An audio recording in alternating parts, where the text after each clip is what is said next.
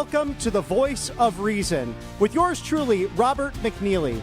This show will be all about you, the American people, politics, punchlines, and a dash of that Western charm and that divine providence that has blessed us for nearly 250 years. It will be a mix of politics, of culture, music, and sports, really everything that not only President Trump loves, but what you love, the American people, bringing you subject matter experts on a whole host of a variety of topics. Thank you for watching The Voice of Reason with Robert McNeily, right here on the right side of history at RSBN.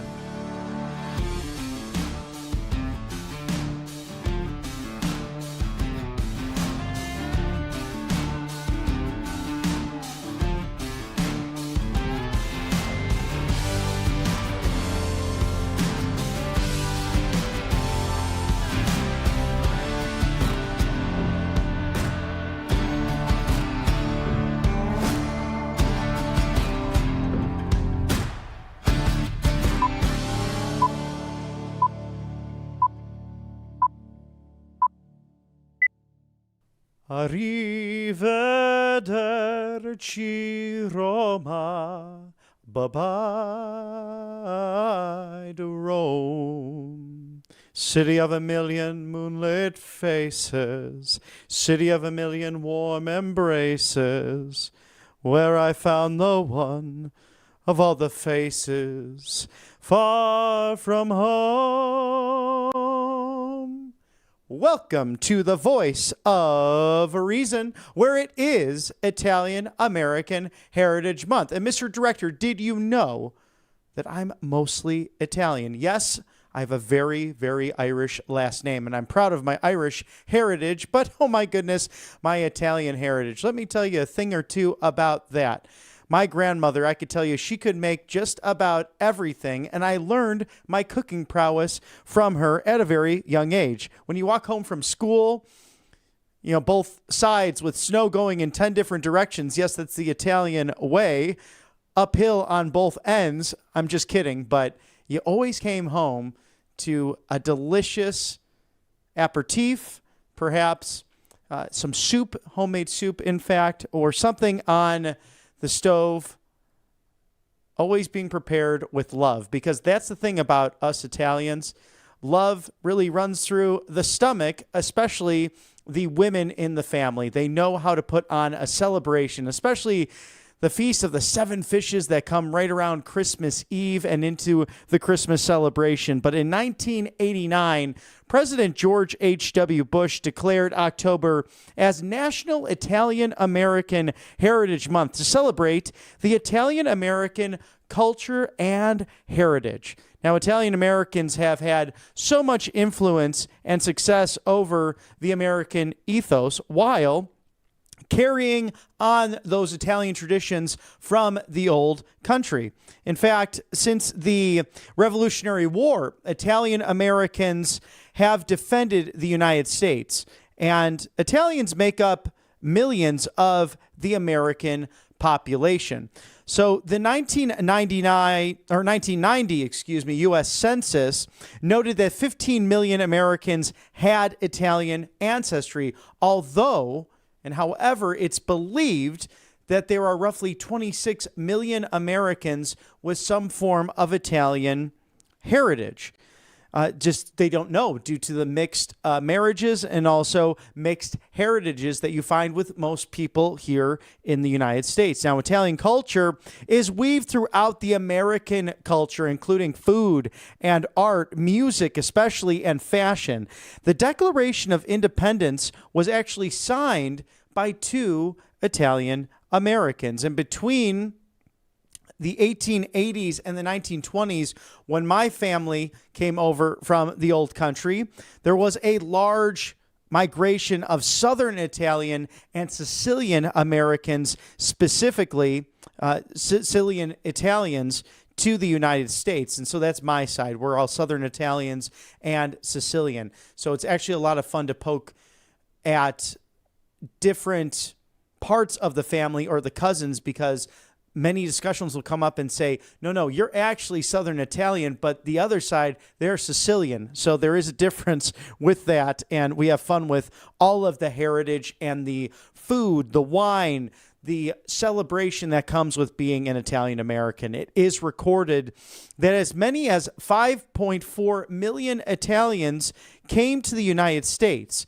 In fact, 1.5 million served during World War II. And Italian Americans are the 5th largest ethnicity in the United States. In fact, the United States is named after an Italian, Amerigo Vespucci. So that's a fun little fact that I did not know about prior to the show today. Italian American food went mainstream from the 1920s to the 1960s. And Ettore Boiardi became popular, founding Chef Boyardee, making it sound more Italian during that time. Now, it's thought that Italian roots in dishes like spaghetti and meatballs actually had Italian roots, right? Well, marinara sauce, chicken parm, baked ziti, even garlic bread and pizza as we know it here versus the pizza that you have over in Italy now are American. They are truly not authentically Italian. So a little bit of a twist and spin on those classics coming here to America like we see with so many other things. Now, early Italian immigrants had to adapt to purchasing food as opposed to growing it. They were not familiar with the American ingredients or even the eating habits. So original Italians had a veggie heavy and protein low diet, which became meatier, saucier, and even like America, bigger and bigger and bigger. Although you have all of those primary dishes and then secondi, and a lot of Italy, if you go over there, will be coursed out, but the portions not nearly as large as what you find here in America. So many Southern Italians came from very poor regions where meat was scarce and diets consisted mainly of vegetable dishes and grains and little of what we imagine to be the quintessential Italian ingredients. Chinotto says extra virgin olive oil was not widespread outside of the coastal areas, and tomatoes were only brought over from the Americas during the age of exploration. So something that was new to the Italian countryside.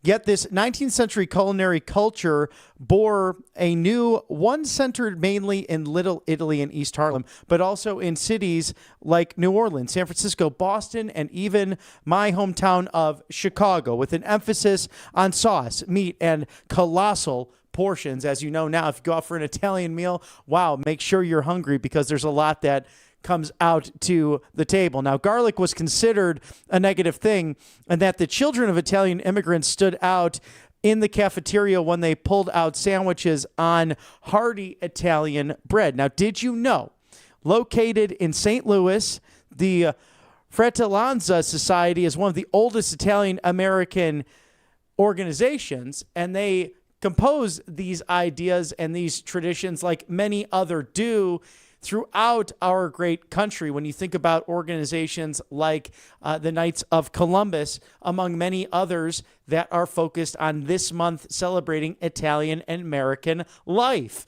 And of course, Christopher Columbus Day coming up in a couple of weeks from now. So I'm very proud of my Italian heritage. What's your heritage that has made this country even better? Why not share feedback at rsbn.tv. Well, we had the opportunity this week to get together and celebrate culture, celebrate community, celebrate people that want to serve at the Burgers and Badges event nearby in Opelika, Alabama. It's the Twin City of Auburn.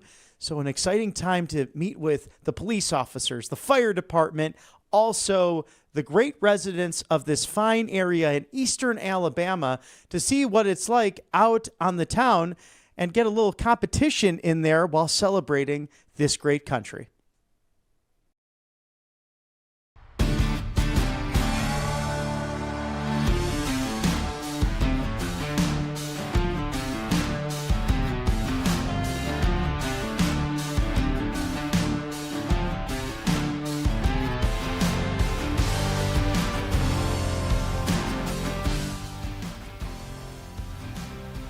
It's Burgers and Badges. It's the burger battle of the century right here in Auburn, Opelika. Let's go try these burgers, see what it's all about. What a crowd that we have today. Beautiful in this part of town.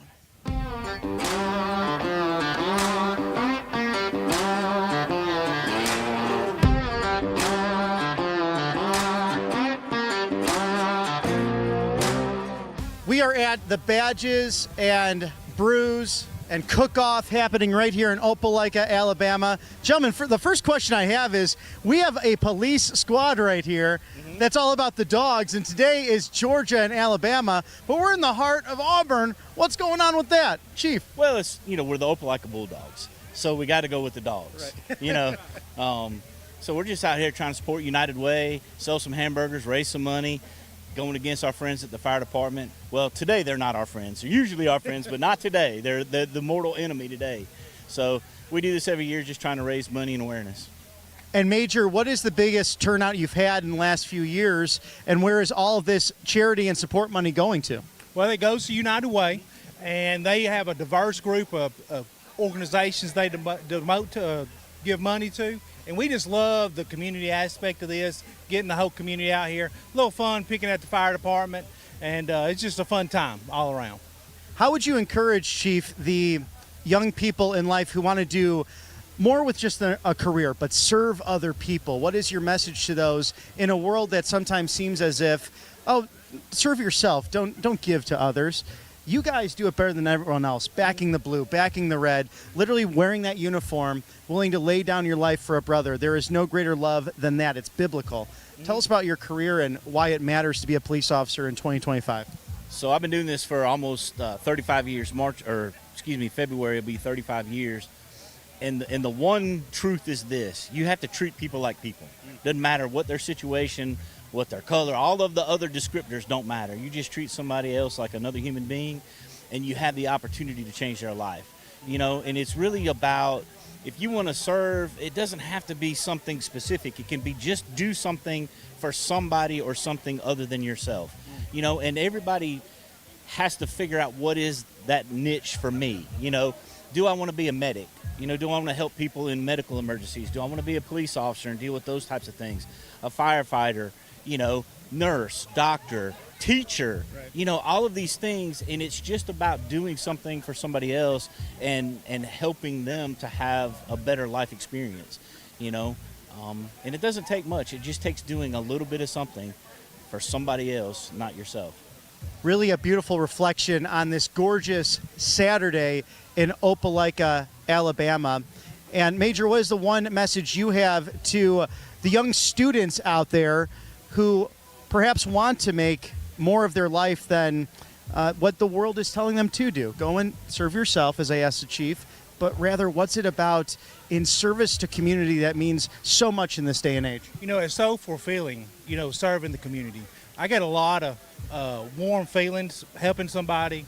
And you don't have to be a police officer. You don't have to be a fireman. You don't have to wear a badge to do that. Like the Chief saying, fireman, volunteer at your church, teach a youth league and some kind of sporting event. It's just about connecting with the public, connecting with the community. It's what it's all about.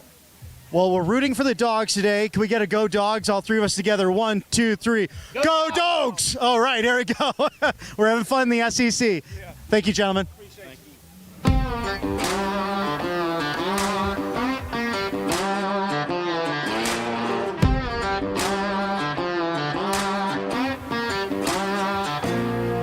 We are in Opelika, Alabama for the Burgers and Badges Grill-Off. Gentlemen, firemen, what are we doing today? We're going to win this. We're eating. This is what we're going to do. We're eating good. We're eating good. We're eating good in the neighborhood, but we're also going to win this competition. How long have you been coming here, my friend? Oh, absolutely. We've won it from like every year they've ever had it. So, yeah, it's not really been much of a competition, but, we always sell more burgers than they do. Everybody loves our burgers. They put theirs in the microwave. So. Is there a strategy to the sign that's up? Because there's a lot of shade being thrown in the other direction. Yeah, a little bit. We could do without the signs and we could still kick their butt, but we just do it, just because it's funny. I love that. And is there a strategy to get out the best burger in the entire town? Well, our guys have been doing it for a long time. They're tried and true. They know what they're doing. It's a recipe they've been using for many years, and it works, so why not just stick with it? Is there any secret to that recipe that will be revealed today? No, they don't like to talk about the recipe very much. The secret of a great chef, keeping it just like that, a secret. Thank you, gents. Thanks for your service. Let's go check out the cooking.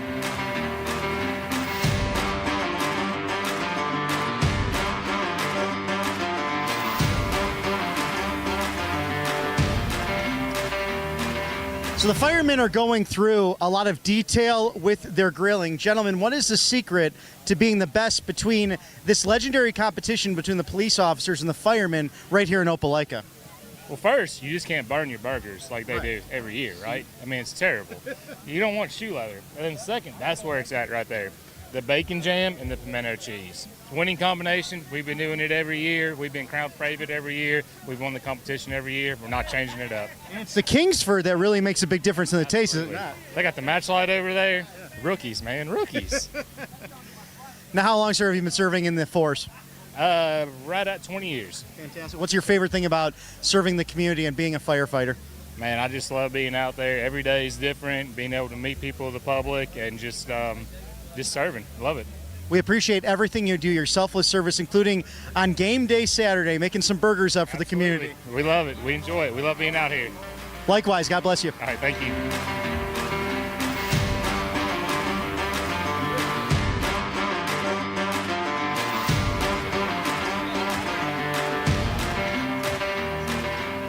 We are with the Opelika Police Department, and they're grilling some burgers. I heard that the other guys are vegetarians. Is that true? Hey, that's probably true, but did you just let them know we stacking them deep and selling them cheap? Okay. Come on, we'll be here all day. Now, what is the secret to your success? We can't tell you that, or we have to take you to jail. All right, we don't want that happening. I don't want to be put in handcuffs today, maybe tomorrow. But here's the whole thing. I see a situation. They have pimento cheese over there. They have a bacon jam. What we got bacon over here? Should we travel down this way and check this out? Yeah, we just calling it the Plain Jane burger, okay? Plain Jane. All right. And the Plain Jane consists of just all meat. We're not putting any tomatoes, any lettuce on here. Nobody wants any of that stuff to make your bread soggy. So ours is going to be all good and crunchy when they get to the end. So, sir, how many years have you been doing this competition? I don't know, sir. I'll just be honest with you. 4 or 5 years, maybe. So, okay. Yeah. 4 or 5. They got the Kingsford charcoal on the other side. We got gas operation going on here, the Rhino? No, it is all charcoal. That was only for the bacon. Oh, for the bacon. Fantastic. Okay.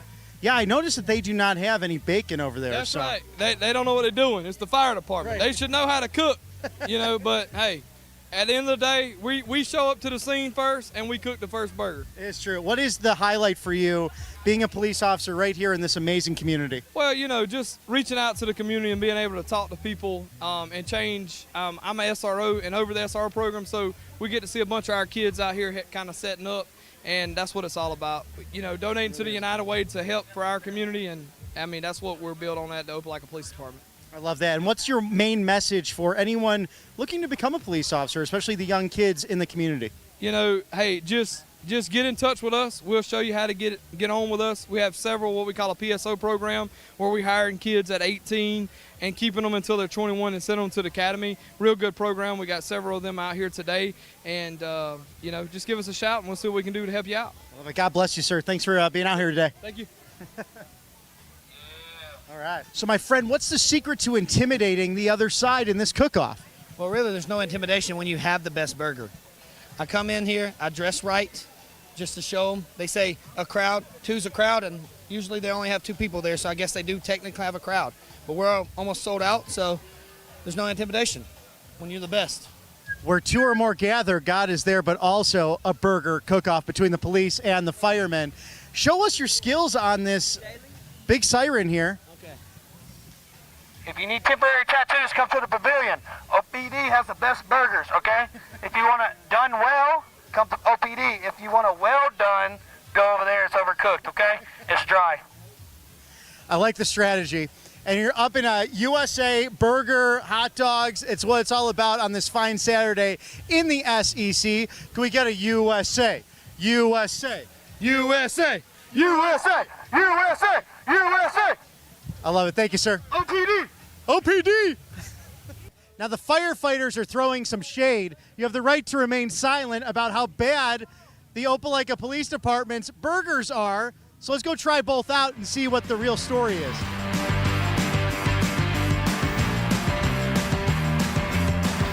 It's the brown bag special from the Opelika Fire Department. We know the rules here. It's a 10-second, it's a first bite, and I'm going to rate it just like our friends do over at Barstool.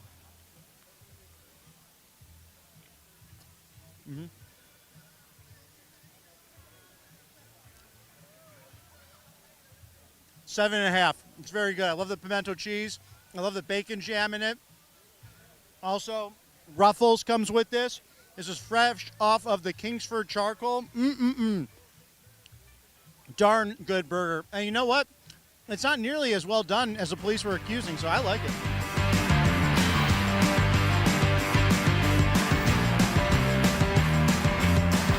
It's the brown bag special at the Opelika Police Department Burgers and Badges Cook-Off.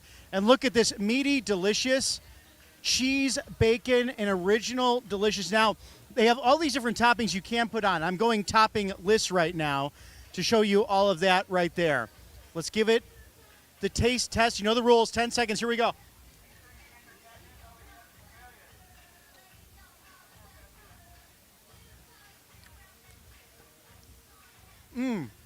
A nice char.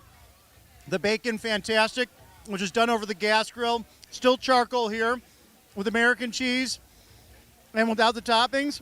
My personal choice, 8.5. The cops are killing it today. Well, I need more of this.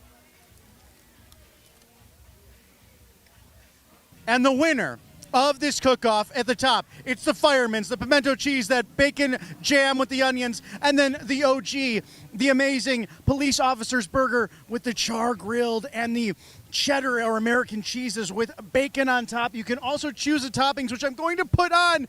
My winner, 8.5 to 7.5. It's the police officers. Pull it off today, as they do. Woo!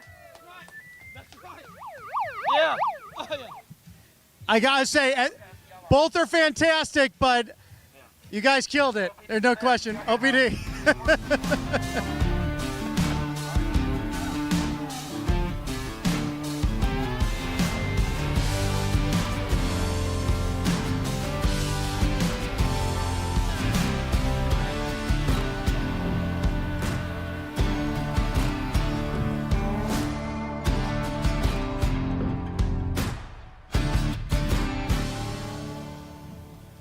The roof is on fire from all of these celebrations. I've been training with the Opelika Fire Department. I have to go put out some fires. We'll see you soon.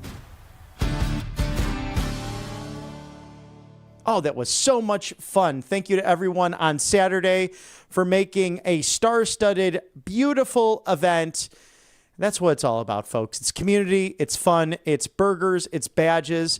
And hey, maybe you're catching a brew on a Thursday night for your favorite show before football, and that is the voice of reason. Well, we had the opportunity to speak with AI expert and a former Pentagon chief, Mark Beall, focused on the future because AI is here, artificial intelligence, here to stay. So it's great to get his analysis on how we can look to the future and how we can embrace this in 2025. Welcome for the first time to the Voice of Reason, Mark Beall, a friend of the show, President of Government Affairs at AI Policy Network, also a former Pentagon AI Policy Director. Mark, it's truly a pleasure to have you because I feel like the AI topic really doesn't dive deep into your expertise, and that's why it's awesome to have you on the show because big tech's money has arrived and might be helping to influence the 2026 and 2028 elections. Yeah, it's great to be here. Thanks so much for having me. The industry is certainly mobilizing in a big way. I think we've seen at least three separate super PACs get formed in the last couple of months, and about between 150 and $200 million in committed funding. And the objective is to make sure that in the 2026 midterm elections, that candidates who are sort of very pro AI, pro acceleration are going to be in a favored position to win. And I think the industry has sort of concluded that decisions over the next maybe 1 to 3 to 4 years will have a massive outsized effect on the future of the country and our economy. So it's a really interesting time to sort of watch all this go down. Is this a time to fear this moment or really to own it, as the vice president has talked about? We can really seize this moment, do good with it. But even Grok 4, even Elon Musk, who's someone who has really driven this technology, has mentioned that there are frightening things behind what's on the horizon with artificial intelligence. As John Paul has, said when he was becoming Pope, he's, fear not. And I think that's kind of where I am right now. But, not being fearful, being positive about the future, these are very important. It doesn't mean we shouldn't be careful and be cautious about some of the tail risks that AI might present. And some of those risks are already kind of manifesting themselves today. And we have a long history, of dealing with tech industry issues and in various ways of effectiveness. And I think there's a lot to learn that we could apply here because at the same time, AI is very kind of new and immature and sort of subject to, like, if it were to be regulated in an intense way, then we might actually end up hurting our industry. But at the same time, it's also quite powerful already. And it's starting to have an effect on the labor market. It's certainly starting to have effect on children and families. And increasingly, it's having a major effect on national security. How does Mark Zuckerberg play into this? Because he's created a super PAC, and we know that with Meta, he's focused on electing candidates, both Republican and Democrats, committed to keeping that site up. And we've seen him really on all sides of history. Back to 2021, President Trump was once doxxed and canceled from Facebook, but now recently, Mr. Zuckerberg and other tech titans at the White House enjoying dinner with the president and open dialogue. He also attended the inauguration. So how do you see someone like a Mark Zuckerberg and others continuing to work in this process as these technologies grow? It's interesting, Mr. Zuckerberg and Meta, along with maybe 5 or 6 other sort of frontier companies, have invested hundreds of billions now in AI development, and they've all made this bet that AI will be the kind of the thing of the future and will be incredibly and potentially existential for their business's survival, and that's why you see this mass mobilization.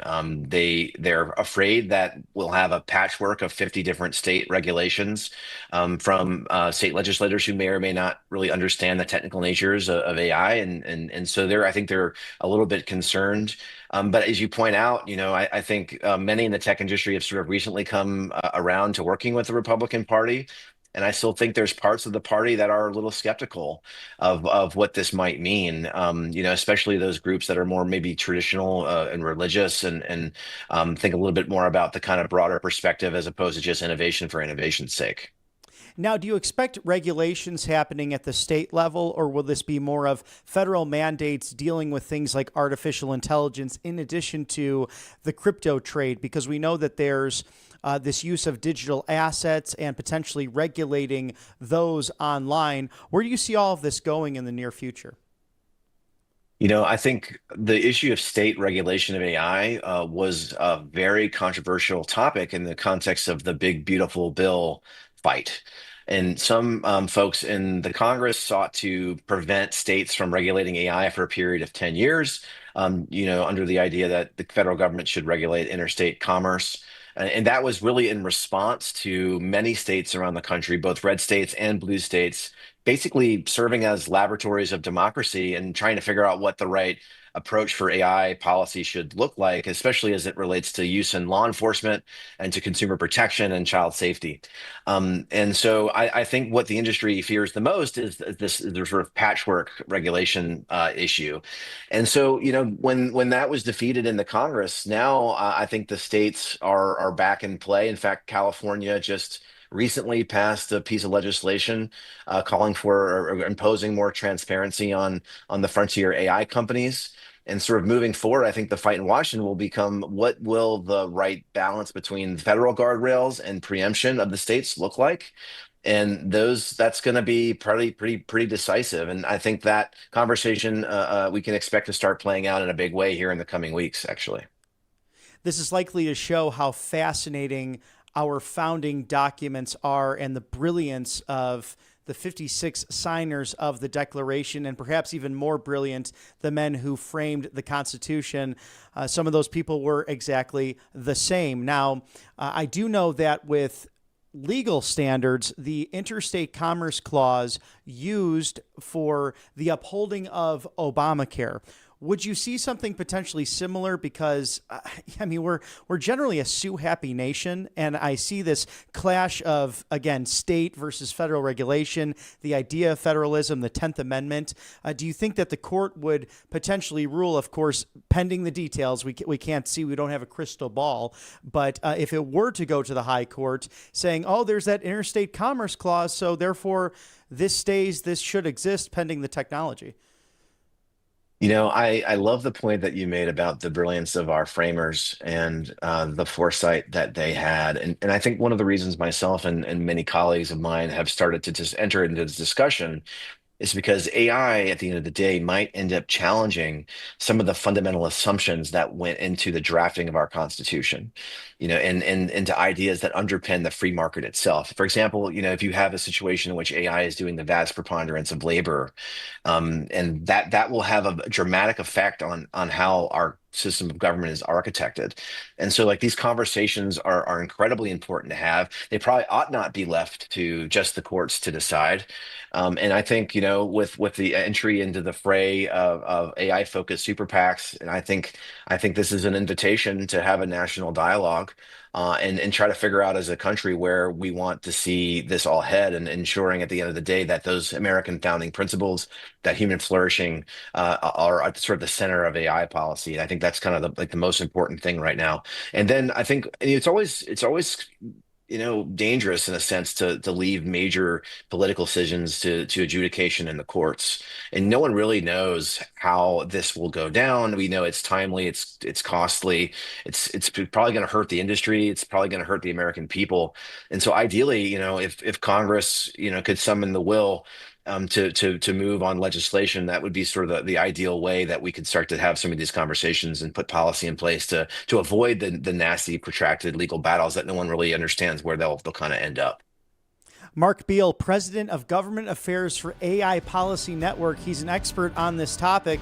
We look forward to having you again on The Voice of Reason. Hey, thanks so much for having me.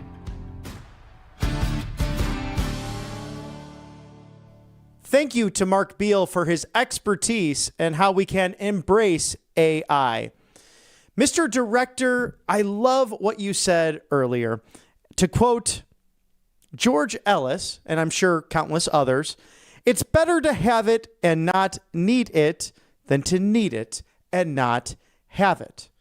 So how can you prepare in this next week for the next task at hand? Something to think about as we close out the show with the winners of the week, the Dallas Cowboy cheerleaders. If you have not heard this story, they have a 150% increase in salary based on seniority on the squad. I thought that was fascinating because as a fan of the NFL, of course I have to see what the cheerleaders are up to. And although I'm not too fond of what the Minnesota Vikings have done with male cheerleaders who are dressing up like the ladies and dancing like the ladies, I guess more power to them. I just find it kind of absurd and ridiculous. It's not like college where you have the traditional male cheerleader, the female cheerleaders, and those to lift them up so they can do all of their gymnastics and what have you. But that's why it's the Minnesota Vikings and not the Dallas Cowboy cheerleaders, who are one of a kind, who are often copied, never done better than what they have to offer. So I call them the winners this week for having the negotiation prowess and skills to really have that equal pay, because we know in certain roles in certain jobs that is not happening, but right there in the National Football League, and specifically with the squad of the Dallas Cowboy cheerleaders, we seem to have a great increase in salary, and deservedly so, for their time, talents, and treasure. The losers of the week have to be Senate Minority Leader Chuck Schumer, the Palestinian senator from New York, as President Trump names him, and also from New York as well, the House Minority Leader for putting illegal aliens over you, the American citizens, for the shutdown Schumer. It's really a sad week for a party that's struggling to find messaging. As in this day in history, dating back to 1835, the Battle of Gonzales, the first military engagement of the Texas War of Independence that took place, eventually leading to the Texas Republic in 1836, and ultimately in 1845, where Texas would become part of the American Union. In 1870, October 2nd, Italy annexed Rome and the Papal States, making Rome and the capital of Italy. So we do now that the smallest nation in the world is that of the Vatican, which lies within the Papal walls and St. Peter's Basilica in Italy. But yes, in October 2nd of 1870, Rome becoming the capital of Italy. In 1957, the Soviet Union launched Sputnik 1, the first artificial satellite. And in 1967, Thurgood Marshall sworn in as the first African-American justice in the United States Supreme Court. So this day in history, October 2nd. Thank you for joining us on The Voice of Reason, where you get punchlines, politics, that dash of Western charm, and all things Americana. We love you, America. Thank you for tuning in to Right Side Broadcasting Network and The Voice of Reason, where you can catch us every Thursday night at 6 o'clock Eastern. Have a wonderful week. God bless you. We'll see you soon.